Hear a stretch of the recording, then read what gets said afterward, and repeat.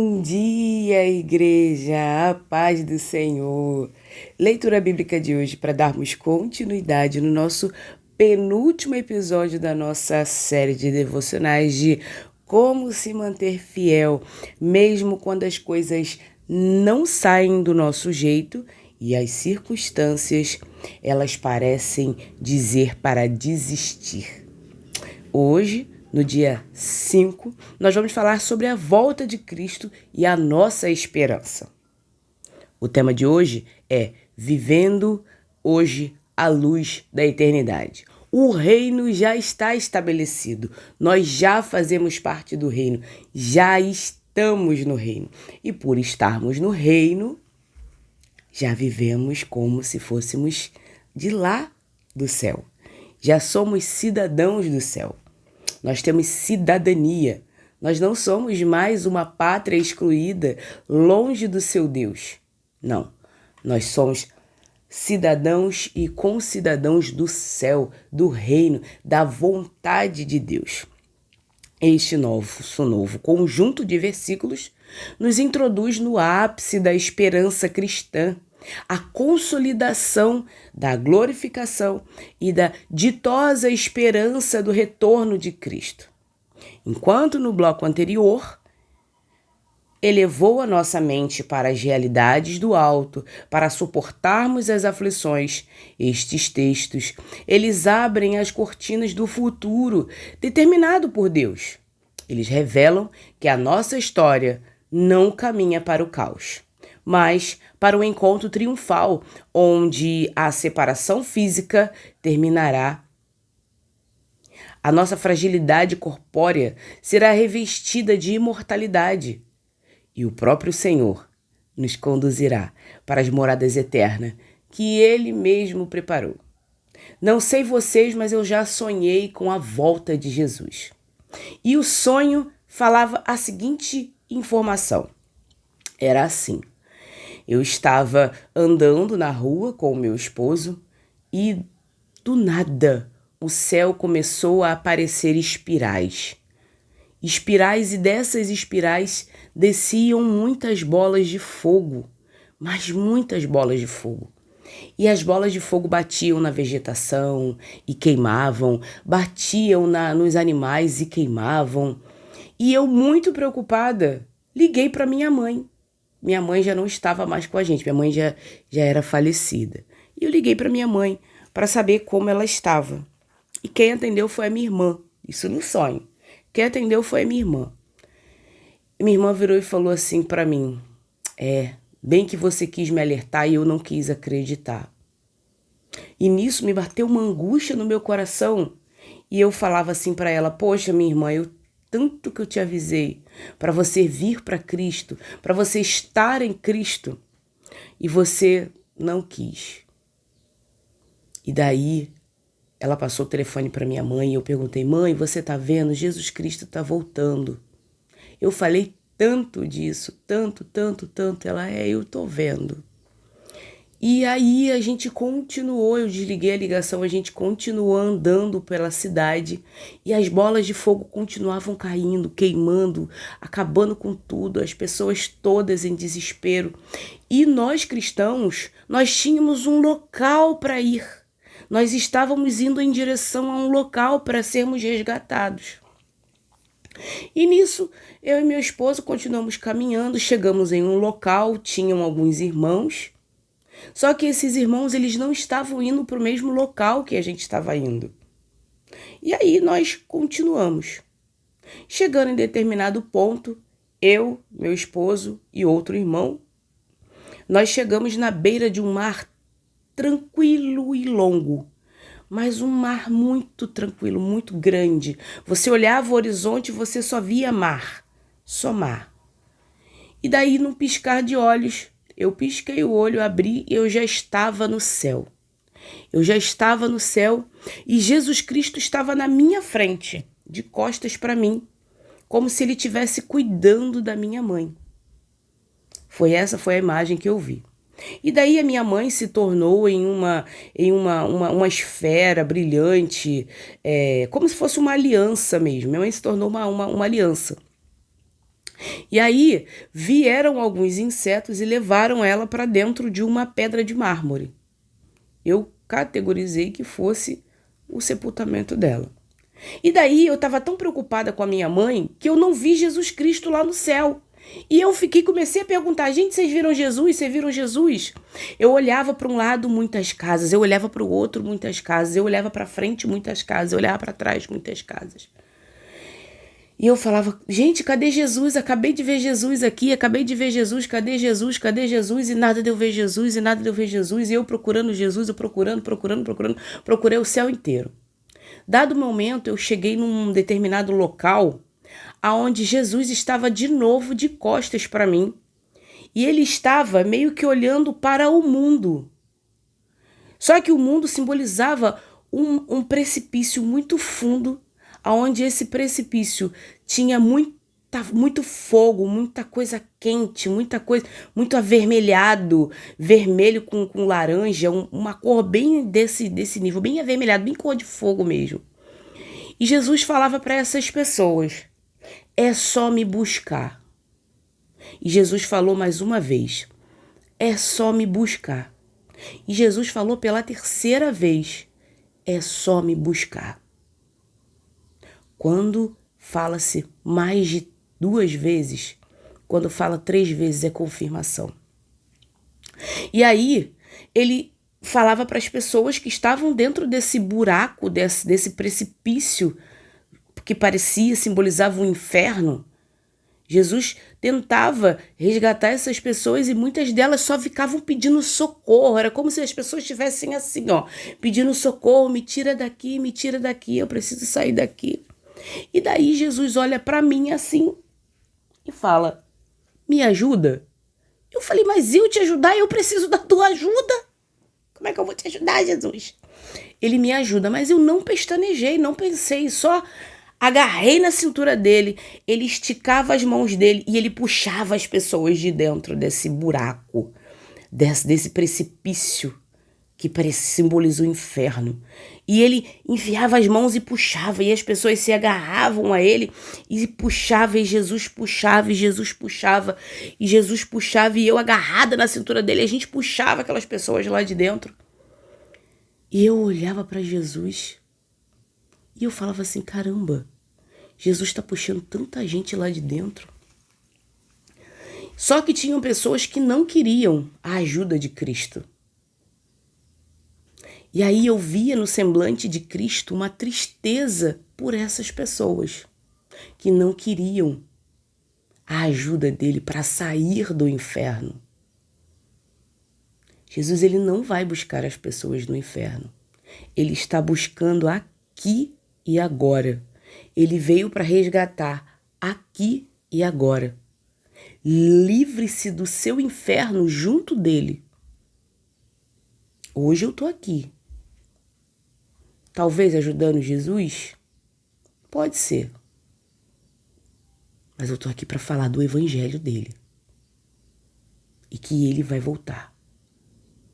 E que ele quer retirar você do inferno que você está na sua vida agora. Seja nas drogas, seja dentro de uma prisão, seja no vício da bebida, seja no vício do jogo, seja nas drogas, até cuspi aqui, tão ruim droga que eu até cuspi, seja em qualquer problema, uma doença, Jesus quer te ajudar a sair dessa condição que você está. E daí, ajudar Jesus Cristo a tirar aquelas pessoas do inferno. E eu procurei Jesus de novo e Jesus já tinha sumido de novo. E eu falei assim, caraca, Jesus estava aqui agora? O que aconteceu que ele sumiu de novo? E daí eu comecei a procurar ele de novo. Daí nós fomos parar num campo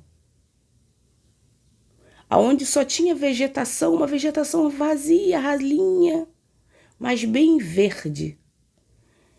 Isso no sonho. Aí ele olhou para mim, ele estava vestido de sumo sacerdote. Ele olhou para mim e disse assim, o que você quer de mim? Por que você tanto me buscou? tanto você quer de mim? Eu me ajoelhei nos pés dele e disse: eu só quero estar contigo e beijar os seus pés. Me render à tua glória.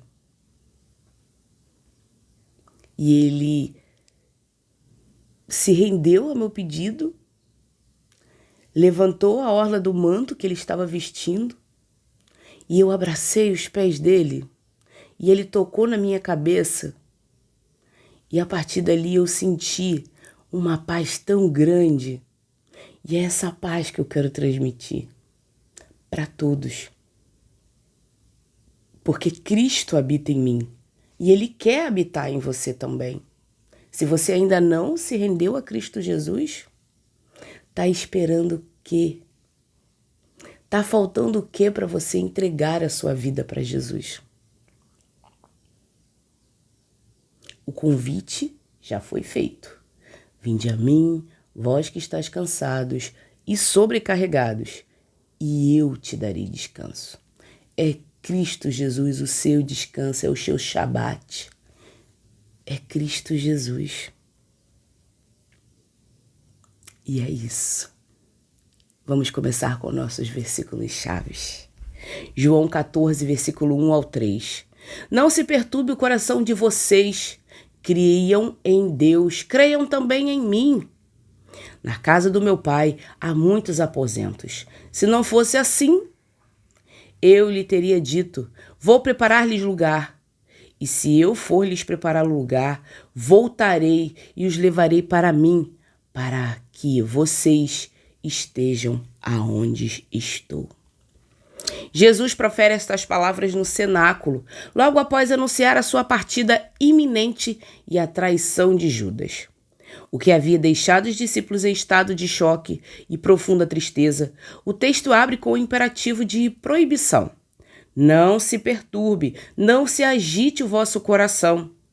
O verbo tarasso descreve água agitada por um vento violento ou uma mente em estado em pânico de ansiedade.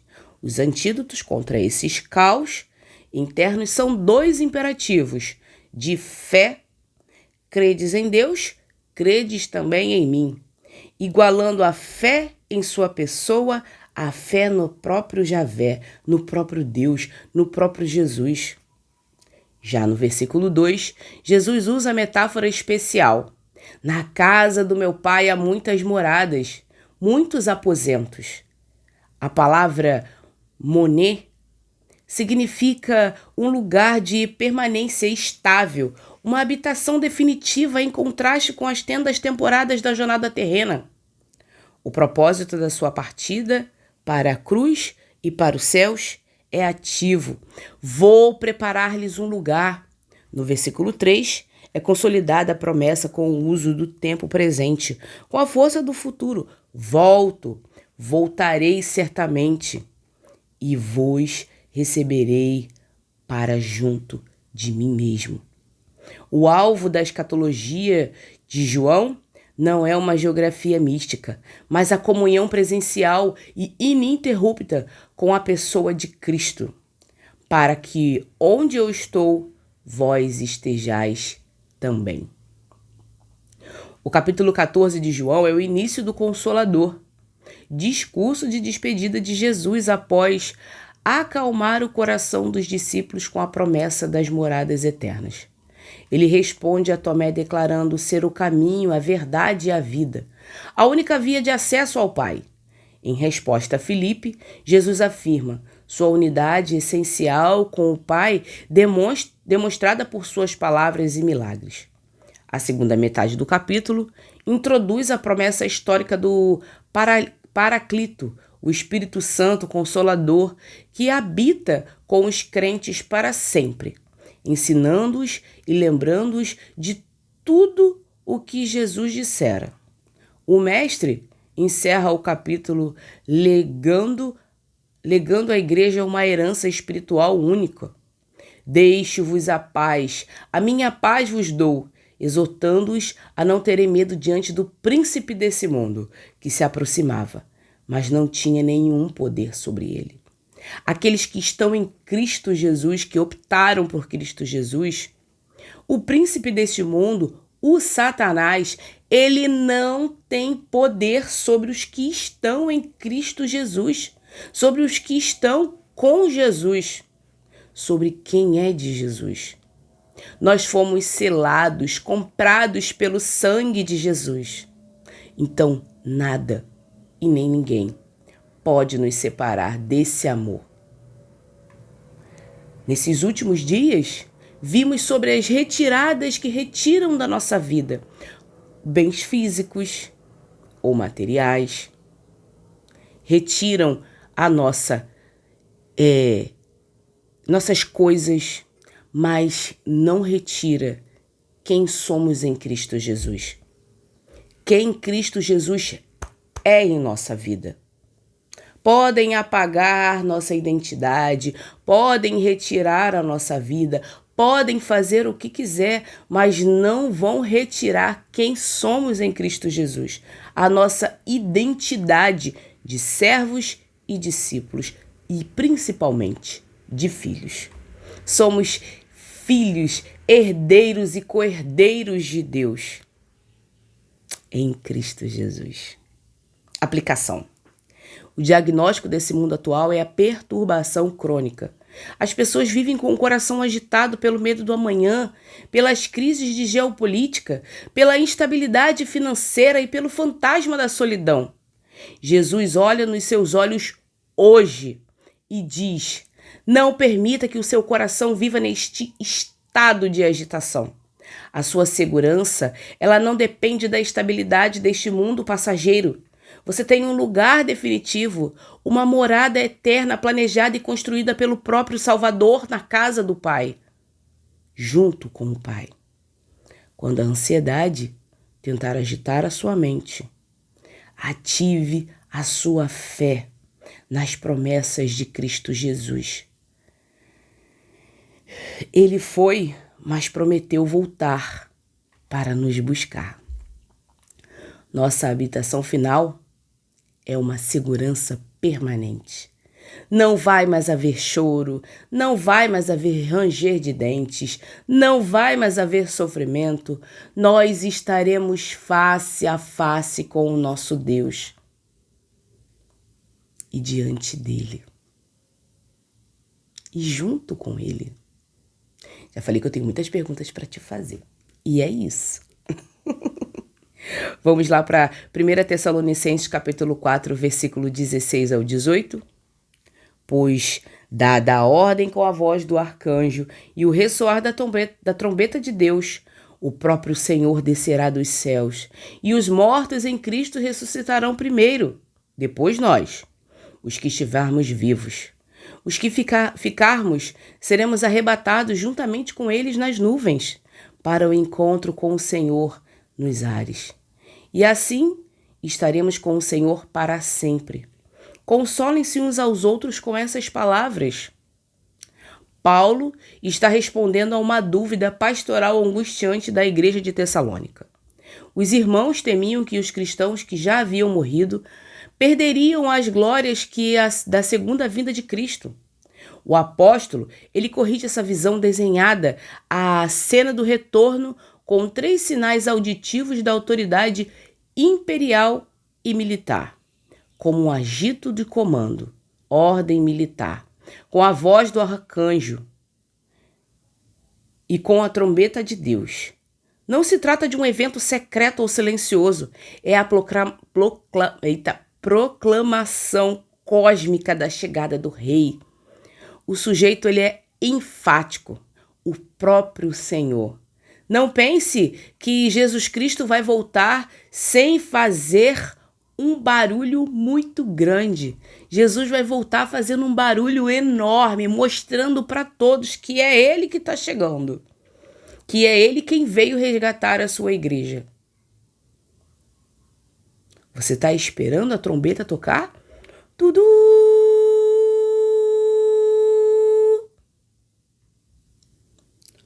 Você está esperando o grito de comando? Está esperando a voz do arcanjo? está esperando o próprio Senhor? Você tem se preparado para este dia? Paulo aqui ele está alertando a igreja que aqueles que permaneceram fiéis até a morte vão ressuscitar primeiro. Junto, nós que permaneceremos vivos, que permanecermos vivos, né? Nós vamos ver e ouvir. Vai ser um barulho muito grande.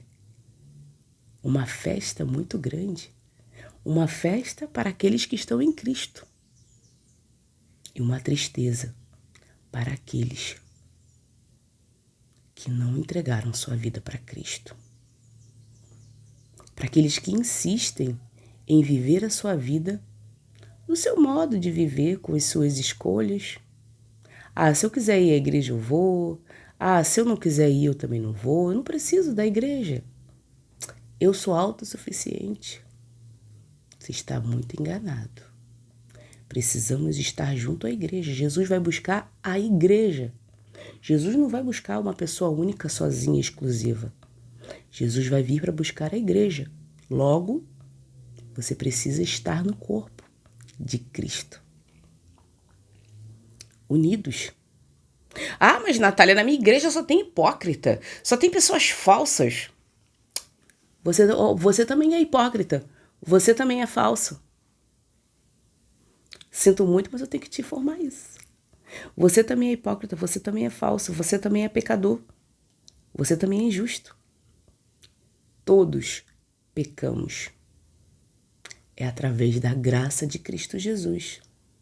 É que buscamos não pecar mais. É que buscamos ter uma vida diferenciada com Cristo. Não por intermédio nosso. A cronologia da vitória ela é cirúrgica. Os que morreram unidos a Cristo ressuscitarão primeiro, garantindo que nenhuma perda histórica cause prejuízo eterno. Na sequência, ocorre o arrebatamento, que significa ser arrancado rapidamente, tomado pela força, capturado de forma irresistível. Termo traduzido para o latim como rapturo, de onde vem o arrebatamento. O destino desse movimento radical, desse movimento vertical, são as nuvens, com o propósito do eis, para o encontro com o Senhor nos ares.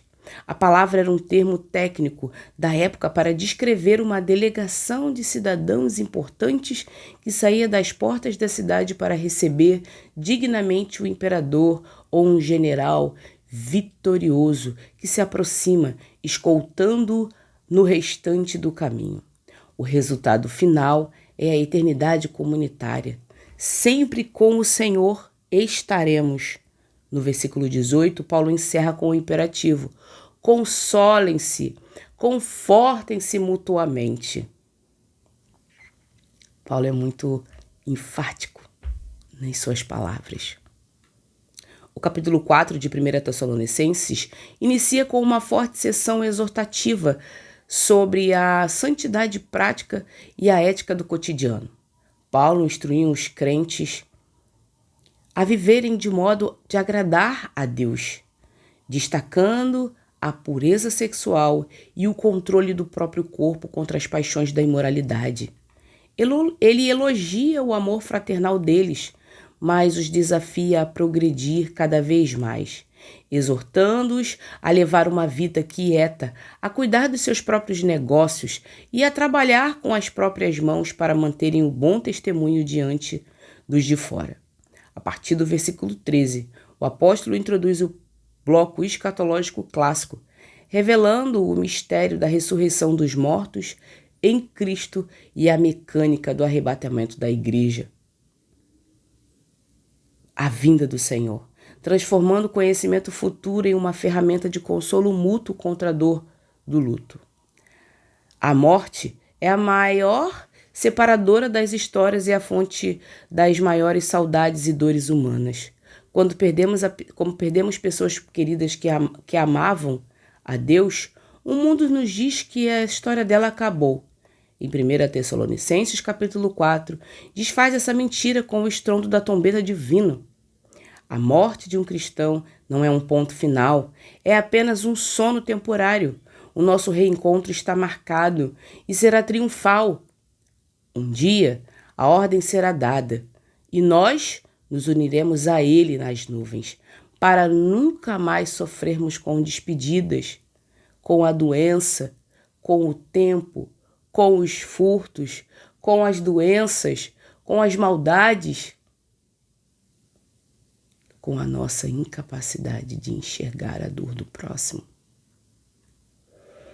Use essa certeza para consolar o seu coração e o daqueles que estão enlutados ao seu redor.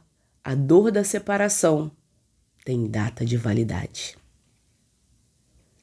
Filipenses capítulo 3, versículo 20 e 21. A nossa cidadania, porém, está nos céus, de onde esperamos ansiosamente um Salvador, o Senhor Jesus Cristo, pelo poder que o capacita a colocar todas as coisas debaixo do seu domínio. Ele transformará nossos corpos humilhados para serem semelhantes ao seu corpo glorioso. Paulo contrasta a conduta daqueles que vivem focados na realidade terrena, cujo Deus é o estômago e cujo destino é a perdição. Versículo 19. Com a realidade, a nossa cidadania, a pátria de fato, subsiste no céu. A palavra refere-se à condição da cidadania de uma colônia romana. Os cidadãos de Filipos viviam na Macedônia, mas suas leis, direitos, cultura, proteção vinham de Roma. Da mesma forma, o cristão vive na terra, mas o seu estatuto é a pátria legal do céu. É desse quartel-general celestial que esperamos com intensa ansiedade e expectativa o retorno do nosso Salvador. O versículo 21 detalha a ação mais impressionante da Perúzia sobre a biologia, o qual transformará o corpo da nossa humilhação, baixeza. O verbo significa alterar a forma externa, mudar o esquema, transfigurar. O nosso corpo atual é chamado de corpo de humilhação porque está sujeito à fadiga, à velhice, à doença, à dor, à corrupção orgânica. Ele será remoldado para ser idêntico em forma do corpo da sua glória. O padrão da nossa anatomia eterna será o corpo ressuscitado de Jesus, a força motriz para essa metamorfose cósmica é a energia operacional, o poder ativo de Cristo, que tem autoridade jurídica e física para subjugar o universo inteiro debaixo do seu comando. No capítulo 3 de Filipenses, Paulo faz uma severa advertência contra os falsos mestres legalistas, os cães, os obreiros maus, que exigiam circuncisão e a justiça baseada na lei. O apóstolo abre seu impressionante currículo de privilégios religiosos. Judeus para demonstrar que, por amor de Cristo, ele considerou tudo aquilo escubulão, esterco, lixo, para o privilégio supremo de ganhar e ser chamado nele, ser achado nele. Paulo descreve sua paixão espiritual, prossigo para o alvo, a fim de ganhar o prêmio chamado celestial de Deus em Cristo Jesus, versículo 14, exortando a igreja a imitar o seu exemplo e manter os seus olhos bem abertos contra o inimigo da cruz, incluindo que a revelação sobre a nossa verdadeira pátria celestial e a transformação do nosso corpo mortal. Aplicação. Como seres humanos, experimentamos diariamente as limitações, a fragilidade do nosso corpo físico, cansaço extremo, dores crônicas, o avanço da idade, sono, sofrimento de enfermidades que minam nossas forças. Paulo lembra que este estado de fraqueza é temporário. Você não pertence ao sistema deste mundo. Você é um cidadão do céu, colonizado a terra com os valores do reino. Quando seu corpo físico doer ou fraquejar, lembre-se que o seu Salvador está voltando para operar a maior engenharia biológica da história. Ele vai pegar toda a sua debilidade e transformá-la em um corpo indestrutível, cheio de vigor, imortal, perfeitamente igual a dele. A dor física não vencerá essa história. Amém. Tito capítulo 2, versículo 13. Enquanto aguardamos a bendita esperança, a gloriosa manifestação do nosso grande Deus e Salvador, Jesus Cristo. Neste versículo, Paulo apresenta a escatologia como o motor ético e motivacional da vida cristã. Na presente era, a igreja deve viver de forma sensata, justa e piedosa, enquanto adota uma postura de expectativa ativa, aguardando com viva expectativa bendita, ditosa esperança. O adjetivo Macarius significa feliz, plenamente satisfeito, abençoado, indicando que a vinda de Cristo não traz pavor ao crente, mas júbilo absoluto. O capítulo 2 da carta de Tito é um manual prático de conduta e discipulado para as diferentes faixas etárias de grupos sociais dentro da igreja na ilha de Creta. Paulo instrui o jovem pastor Tito a ensinar o que está de acordo com a sã doutrina.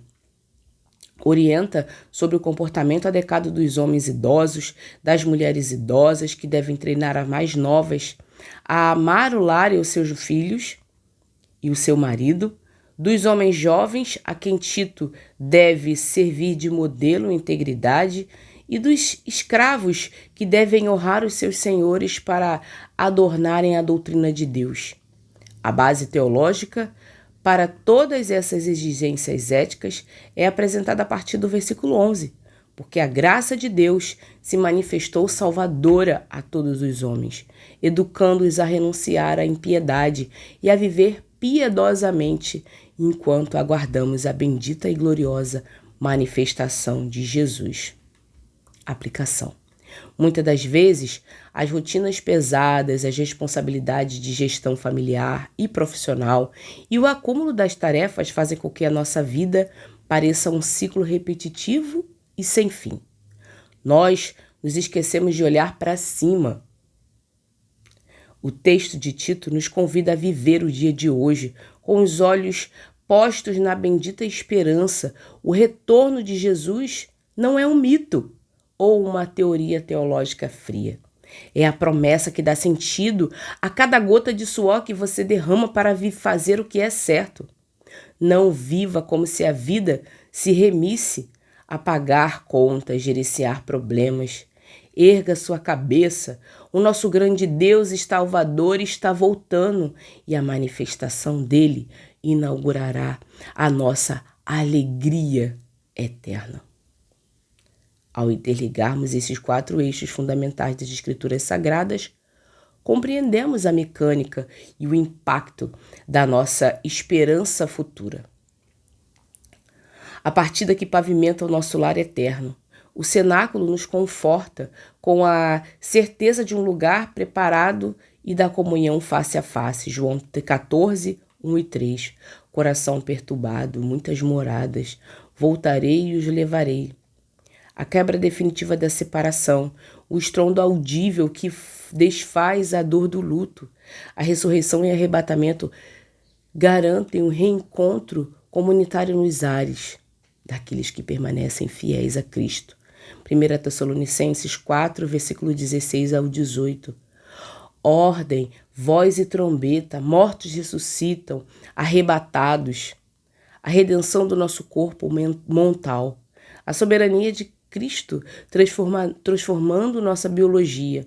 Nossa cidadania celestial garante a metamorfose da nossa fraqueza idêntica à dele.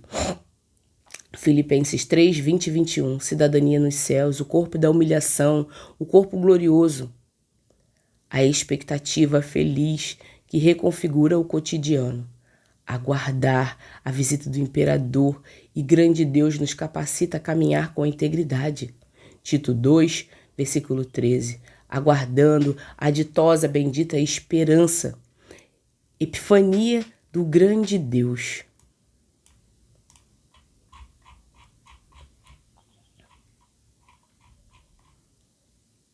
O objetivo dessa esperança é definida como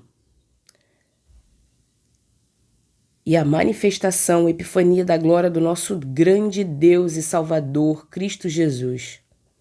O termo epifaneia era usado no mundo greco-romano para descrever a visita visível e pomposa de um imperador a uma cidade ou a intervenção visível de uma divindade pagã para salvar o seu povo.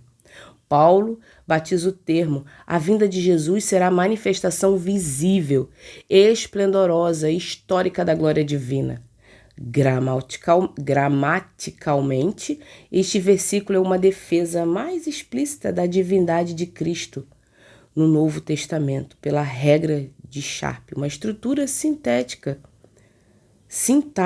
grega, onde o único grego governa dois substantivos conectados por kai. Os termos grande Deus e Salvador referem-se à mesma e única pessoa, Jesus Cristo. Ele não vem apenas no nome de Deus, ele vem como nosso grande Deus manifestando a glória, em glória. A mensagem central que unifica este estudo é que a promessa do retorno glorioso de Jesus e a ressurreição dos mortos, a transformação dos nossos corpos frágeis e o acolhimento nas moradas eternas constituem a bendita esperança que cura o coração, perturbando e nos move a viver com fidelidade e dignidade no tempo presente. Este bloco final de estudos reconstrói a coroa, a nossa perspectiva existencial. A fé cristã não é uma filosofia de autoajuda para melhorar apenas a nossa jornada terrena. Ela é uma âncora lançada firmemente para dentro do futuro eterno determinado por Deus, como demonstrado em João 14, 1 ao 3. Como demonstrado em João, Evangelho de João, capítulo 14, versículos 1 ao 3. O próprio Senhor assumiu a responsabilidade de arquitetar o nosso destino final. Nós não somos andarilhos sem rumo em uma terra caótica. Somos peregrinos com passagem comprada e passaporte carimbado para as moradas imperecíveis do Pai. Essa jornada terá o seu desfecho apoteótico descrito em 1 Tessalonicenses 4, 16 ao 18. O arrebatamento é a resposta soberana de Deus à dor e ao luto da separação. O som da trombeta e o brado do arcanjo romperão o silêncio da história para resgatar os seus filhos, garantindo que a igreja viva e a igreja que adormeceu se fundam em um abraço eterno na presença do Senhor, para que possamos suportar e desfrutar dessa nova realidade espiritual, e nossa biologia será inteiramente refeita conforme a promessa cirúrgica de Filipenses 3, 20 e 21. O corpo que hoje adoece, que cansa, que chora e que sofre humilhação do decaimento será transfigurado pelo poder absoluto do Criador, tornando-se perfeitamente igual ao corpo ressuscitado radiante do nosso Mestre. Por fim, todo este panorama profético atua com maior estabilidade a nossa rotina, em Tito 2, versículo 13. Aguardar a bendita esperança não significa viver de braços cruzados olhando para a nuvem, mas trabalhar, gerenciar nossos lares, liderar nossas responsabilidades e servir ao próximo com a integridade inabalável, porque sabemos quem está batendo a porta. Jesus Cristo não virá na fraqueza de uma manjedoura. Ele se manifestará como nosso grande Deus e Salvador em esplendor absoluto.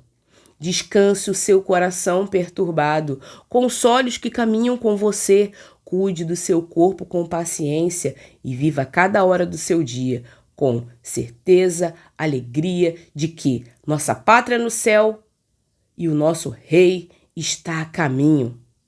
A igreja aguarda a bendita esperança, a volta de Cristo. Esperar por Cristo nos ajuda a permanecer santos e perseverantes. Amém? Vamos orar?